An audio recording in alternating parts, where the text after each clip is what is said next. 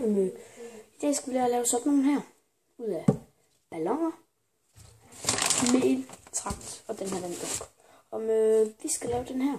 Den er 18 gram, nej 88. Så skal vi hælde mel op. Ned til her.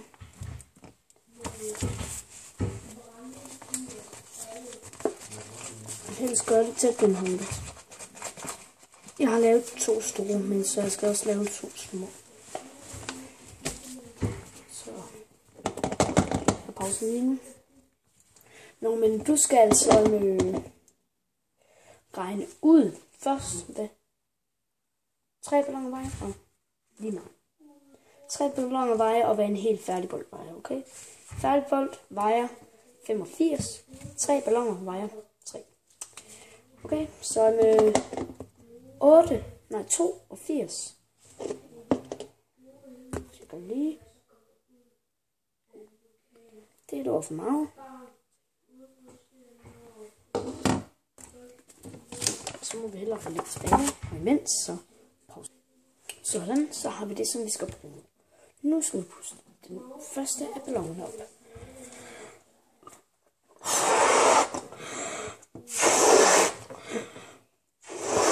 Den her store en skal blive sådan lidt.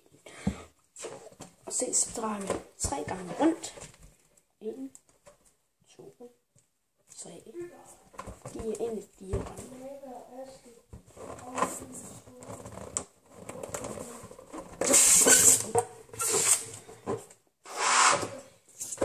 Jeg skal lige have 1, 2, 3, 4.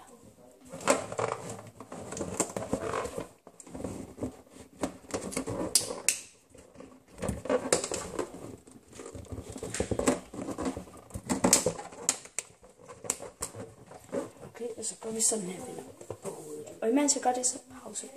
Så går vi sådan her. Hovedet, imens så pauser.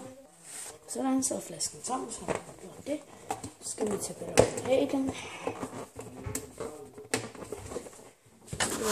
Så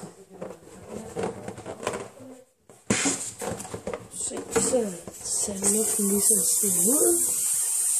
Her er mel.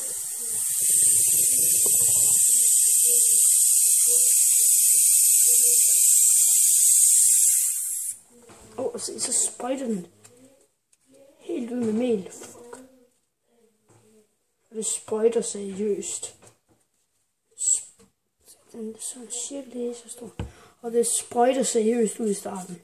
Og jeg mener det sprøjter. Prøv det, det ser så sejt ud. Det er fordi, at al luften, den skal nemlig ud. Oh shit. Så har vi en lille bitte ting med mel i. Fuck. Hvorfor gjorde jeg det? Hvorfor gjorde man det? Og sådan. Egentlig så skulle jeg massere den lidt. Nå, men nu må vi stille lige for vaske de hænder. Det skal man nemlig. Det bliver så rigtig her. Og du skal huske at vaske op efter. Ellers så får du ballade med din mommy. Sådan her.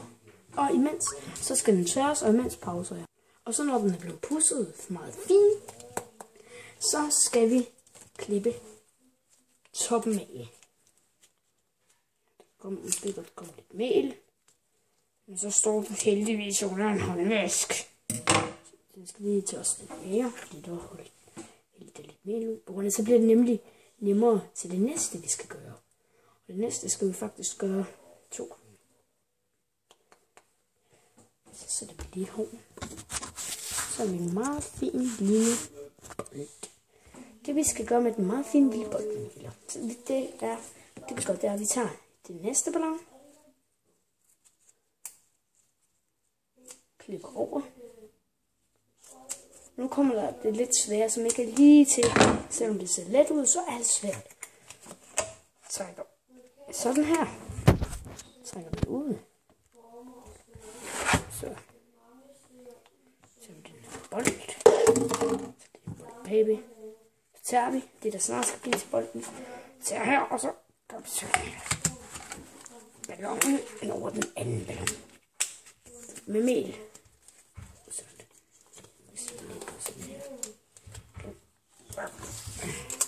Jeg kan godt få lidt problemer med det. Det har jeg lige nu. Så pause lige. Sådan, så har den fået den lidt ind over. Så, og så skal der jo gerne være et hul. Egentlig så skal det være lidt mindre. Ligesom her faktisk. Men ja, så har vi faktisk en lille bitte bold. Og hvis man er lidt bange for, at den skal gå op lige pludselig, så kan man lige tage lidt superlim her, okay?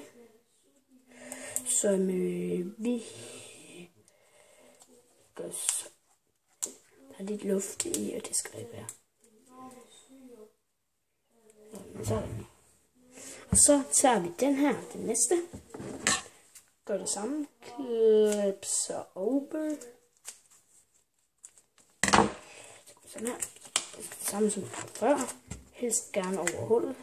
Det fedest.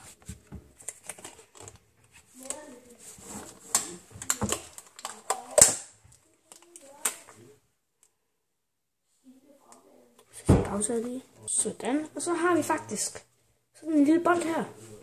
Så har du lavet din helt egen med lille jongleringsbold. Jeg har en lille bold. Nem at øve med. Så har jeg den anden bold, som jeg lavede.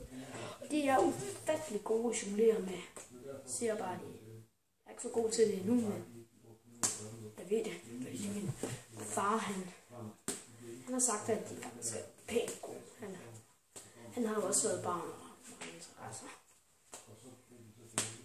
Han jonglerer blandt andet med sådan nogle her. Mega sjovt. Yep. Mega sjovt.